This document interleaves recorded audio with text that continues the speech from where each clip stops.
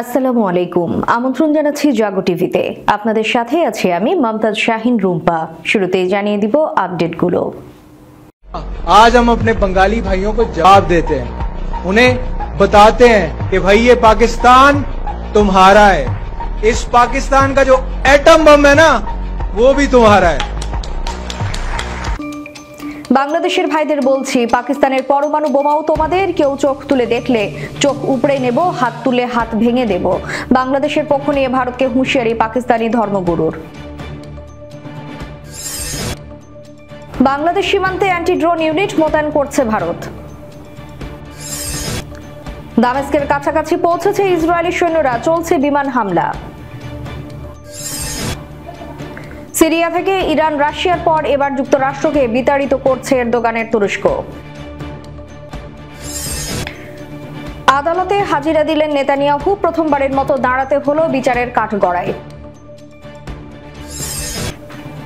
দিল্লিতে Bangladesh high commission অভিমুখে উগ্র হিন্দুত্ববাদী আরএসএস সমর্থিত মিছিল।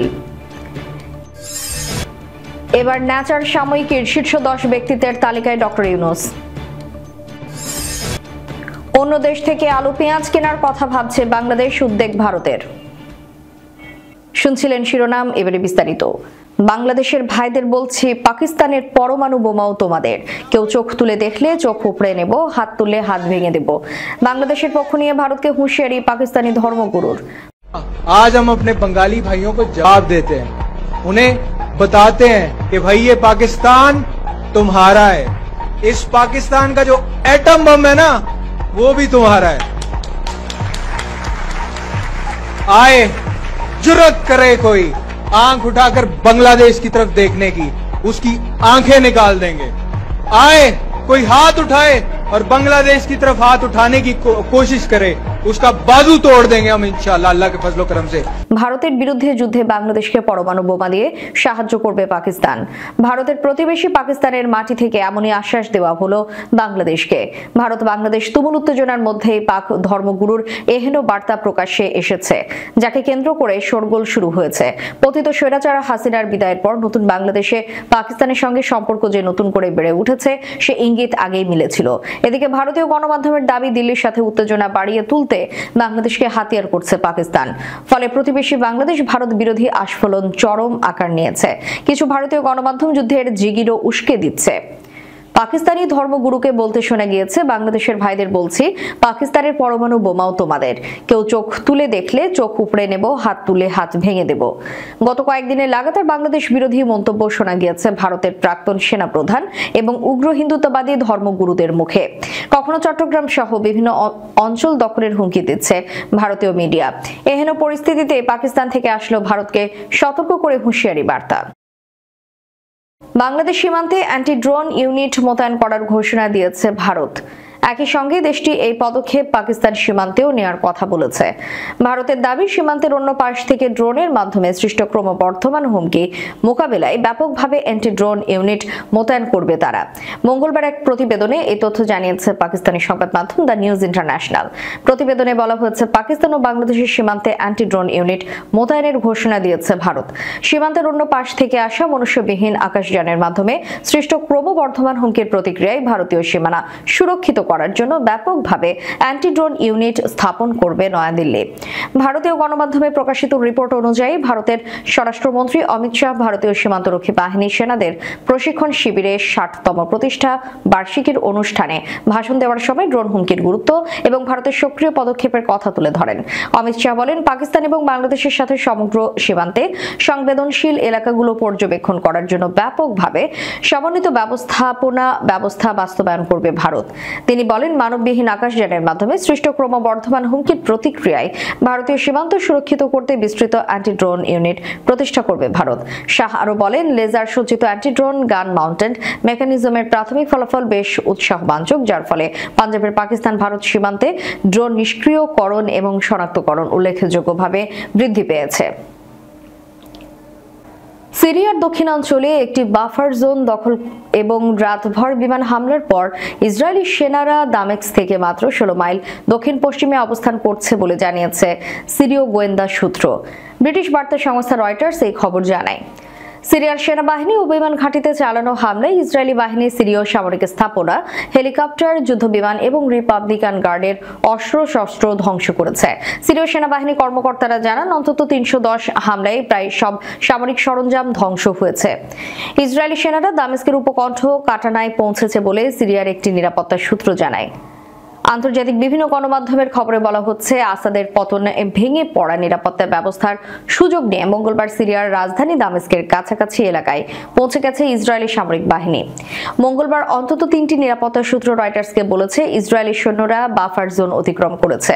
সিরীয় একটি সূত্র বলছে ইসরায়েলি সৈন্যরা ইতিমধ্যে কাতানা শহরে পৌঁছেছে। এই শহরটি বাফার জোন থেকে কয়েক কিলোমিটার পূর্বে ও দামেস্ক বিমানবন্দর থেকে সামান্য দূরে অবস্থিত। সিরিয়া থেকে ইরান, রাশিয়ার পর এবার যুক্তরাষ্ট্রকে বিতাড়িত করছে এরদোগানের তুরস্ক। বাশার আল আসাদের পতনের মধ্য দিয়ে এরই মধ্যে সিরিয়াতে প্রচন্ড ধাক্কা খেয়েছে পরাশক্তি রাশিয়া ও ইরান।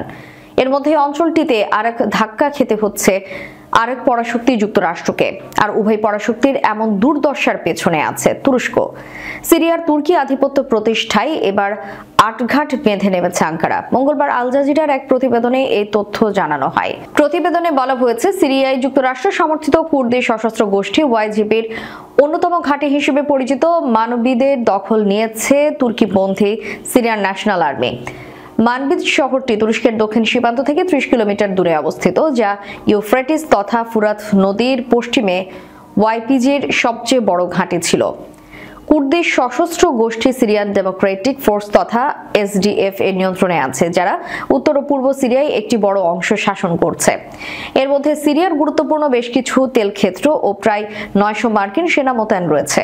2016 সালে আইএস এর বিরুদ্ধে যুক্তরাষ্ট্রের সমর্থনে যুদ্ধ করে মানবিজ দখল করে ওয়াইপিজি। মানবিজের পর ওয়াইপিজির দখলে থাকা রাক্কা শহরের দিকে অগ্রসর হওয়ার ঘোষণা দিয়েছে সিরিয়ান ন্যাশনাল আর্মি, যা যুক্তরাষ্ট্র ইসরায়েলের জন্য বড় দুশ্চিন্তার কারণ হয়ে দাঁড়িয়েছে। দুর্নীতির মামলায় আত্মপক্ষ সমর্থন করতে প্রথমবারের মতো কাঠগড়ায় দাঁড়ালেন ইসরায়েলের প্রধানমন্ত্রী বেনিয়ামিন নেতানিয়াহু। তার বিরুদ্ধে পৃথক 3টি মামলা আদালতে বিচারাধীন। এসব মামলায় দোষী প্রমাণিত হলে 10 বছর পর্যন্ত কারাদণ্ড হতে পারে তার। নেতানিয়াহুর বিরুদ্ধে 2019 সালে এসব মামলা করা হয়। জেরুজালেম জেলা আদালতে বিচার শুরু হয় পরের বছর। তবে নেতানিয়াহু তার বিরুদ্ধে আনা সব অভিযোগ অস্বীকার করে আসছেন। এবারই প্রথমবার আদালতে সাক্ষ্য দিতে উঠলেন নেতানিয়াহু। তিনি তার বিরুদ্ধে আনা কেস 1000, কেস 2000 এবং কেস 4000 মামলায় আত্মপক্ষ সমর্থন করবেন। এসব মামলার অভিযোগের মধ্যে রয়েছে ঘুষ, প্রতারণা এবং আস্থার লঙ্ঘন। নেতানিয়াহুর বিরুদ্ধে বিচারিক কার্যক্রম আরও আগে শুরু হলেও গাজা যুদ্ধ এটিকে পাবলিক এজেন্ডা থেকে সরিয়ে দেয়। তবে এর আগে নেতানিয়াহুর অতি ডানপন্থী সরকার আদালতের ক্ষমতা নিয়ন্ত্রণের জন্য একটি বিল পাশের চেষ্টা চালিয়েছিল। নেতানিয়াহু এই প্রচেষ্টা ইসরায়েলে ব্যাপক বিক্ষোভের জন্ম দেয়। পরে নেতানিয়াহু এই পরিকল্পনা পরিত্যাগ করেন। নেতানিয়াহু অবশ্য এটাকে বিচার বিভাগীয় সংস্কার এবং তার বিচারের সাথে এর কোনো যোগসূত্র নেই ছিল না বলে দাবি করেন। তবে অনেকে মনে করেন আদালতের ক্ষমতাকে নিয়ন্ত্রণের মাধ্যমে নেতানিয়াহু তার নিজের বিরুদ্ধে মামলাগুলো থেকে দায় মুক্তি নিয়ে যেতেন। বাংলাদেশের সংখ্যালঘুদের উপর কথিত হামলার প্রতিবাদে ভারতের রাজধানী নয়াদিল্লির বাংলাদেশ হাই কমিশন অভিমুখে পদযাত্রা শুরু হয়েছে। মঙ্গলবার তিনমূর্তি চক থেকে স্থানীয় সময় দুপুর 12টায় উগ্র হিন্দুত্ববাদী আরএসএস এর সমর্থনে সিভিল সোসাইটি অফ দিল্লির ব্যানারে এই পদযাত্রা শুরু হয়। বিবিসি বাংলার খবর অনুযায়ী মিছিলে 3 থেকে 4 হাজার মানুষ অংশগ্রহণ করে। সেখানে বিভিন্ন বয়সী পুরুষদের পাশাপাশি উল্লেখযোগ্য পরিমাণ নারীও যোগ দিয়েছেন। তবে তাদেরকে শেষ পর্যন্ত দূতাবাস অবধি যেতে দেওয়া হবে কিনা সেই বিষয়টি স্পষ্ট না, কারণ রাস্তায় ব্যারিকেড আছে। তাই তারা এখন এক জায়গায় দাঁড়িয়ে স্লোগান দিচ্ছেন। ভারতের রাষ্ট্র বার্তা সংস্থা প্রেস ট্রাস্ট জানিয়েছে, সুশীল সমাজের সদস্যদের পদযাত্রার ঘটনায় দিল্লিতে বাংলাদেশ হাই কমিশনের সামনে নিরাপত্তা জোরদার করা হয়েছে। দিল্লি পুলিশের জ্যেষ্ঠ এক কর্মকর্তা বলেছেন, বিক্ষোভ মিছিলকে কেন্দ্র করে আমরা বাংলাদেশ হাই কমিশনের বাইরে নিরাপত্তা ব্যবস্থা জোরদার করেছি। কাউকে আইনশৃঙ্খলা লঙ্ঘন করতে দেয়া হবে না। এর আগে গত শুক্রবার আরএসএস এর দিল্লি শাখার গণমাধ্যম এবং যোগাযোগ বিভাগের সহপ্রধান রজনীশ জিন্দাল সংবাদ সম্মেলন করে বাংলাদেশ হাই কমিশন ঘেরাও কর্মসূচি ঘোষণা করেন। বিশ্ববিখ্যাত আন্তঃশাস্ত্রীয় বিজ্ঞান সাময়িকী নেচারের বর্ষসেরা 10 ব্যক্তিত্বের তালিকায় স্থান পেয়েছেন বাংলাদেশের অন্তর্বর্তীকালীন সরকারের প্রধান উপদেষ্টা অধ্যাপক ডক্টর মোহাম্মদ ইউনূস।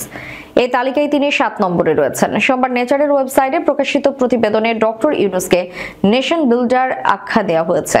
প্রতিবেদনে বলা হয়, বিজ্ঞান, প্রযুক্তি, প্রকৌশল ও চিকিৎসা ক্ষেত্রে গুরুত্বপূর্ণ অবদান রেখে কিভাবে গবেষকেরা আমাদের পৃথিবীকে গড়ছেন তার স্বীকৃতি এই তালিকা। চলতি বছরের তালিকায় আবহাওয়া পূর্বাভাসের নতুন ধারণা থেকে শুরু করে একটি জাতিকে নেতৃত্ব দেওয়ার বিষয়ে স্থান পেয়েছে। ডক্টর ইউনূসের সাথে 3 দশকেরও বেশি সময় ধরে কাজ করছেন গ্রামীণ ফাউন্ডেশনের অন্যতম প্রতিষ্ঠাতা অ্যালেক্স কাউন্টস। তিনি বলেন, ডক্টর ইউনূসের বয়স 80 বছর, কিন্তু তার শারীরিক ও মানসিক স্বাস্থ্য ভালো, তার সহানুভূতি রয়েছে এবং তিনি একজন দুর্দান্ত যোগাযোগকারী।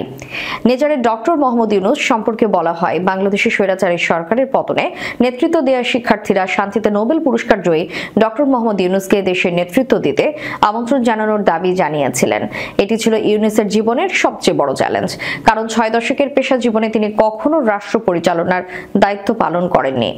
বাংলাদেশের চট্টগ্রামে জন্ম ডক্টর মোহাম্মদ ইউনূসের। তিনি 1960-এর দশকে যুক্তরাষ্ট্রে যান এবং পরিবেশগত অর্থনীতির অন্যতম প্রতিষ্ঠাতা নিকোলাস জর্জেস্কু রোগেনের অধীনে পড়াশোনা করেন। 1971 সালে পশ্চিম পাকিস্তানের বিরুদ্ধে স্বাধীনতা যুদ্ধে জয় পাওয়ার পর পূর্ব পাকিস্তানের নতুন নাম হয় বাংলাদেশ। এর পরপরই তিনি স্বাধীন বাংলাদেশে ফিরে আসেন। তিনি নতুন দেশ গঠনে তার ভূমিকা পালন করতে দৃঢ় প্রতিজ্ঞ ছিলেন। ভারতকে বাদ দিয়ে বিকল্প দেশ থেকে আলু, পেঁয়াজ আমদানির পরিকল্পনা করছে বাংলাদেশ। পাকিস্তান সহ অন্যান্য দেশ থেকে এই দুই পণ্য আমদানির সম্ভাবনা নিয়ে আলোচনা চলছে। ভারতীয় সংবাদ মাধ্যম ইন্ডিয়া.com জানিয়েছে, সিদ্ধান্ত নয়াদিল্লির জন্য উদ্বেগের কারণ হয়ে দাঁড়িয়েছে। বাংলাদেশ সম্প্রতি পাকিস্তান থেকে 25,000 টন চিনি আমদানি করেছে। এর ধারাবাহিকতায় আলু ও পেঁয়াজ আমদানির ক্ষেত্রেও ভারতকে ছেড়ে নতুন সরবরাহকারী খুঁজছে দেশটি। Bangladesh trade and tariff commission ইতিমধ্যে সম্ভাব্য বিকল্প উৎস হিসেবে চীন, তুরস্ক, জার্মানি, মিশর এবং স্পেনকে চিহ্নিত করে। বাণিজ্য মন্ত্রণালয়ের সচিব সেলিম উদ্দিন জানিয়েছেন, বিটিটিসি বিকল্প উৎস চিহ্নিত করেছে। আমরা আমদানিকারকদের এই বিকল্পগুলো বিবেচনা করার আহ্বান জানিয়েছি।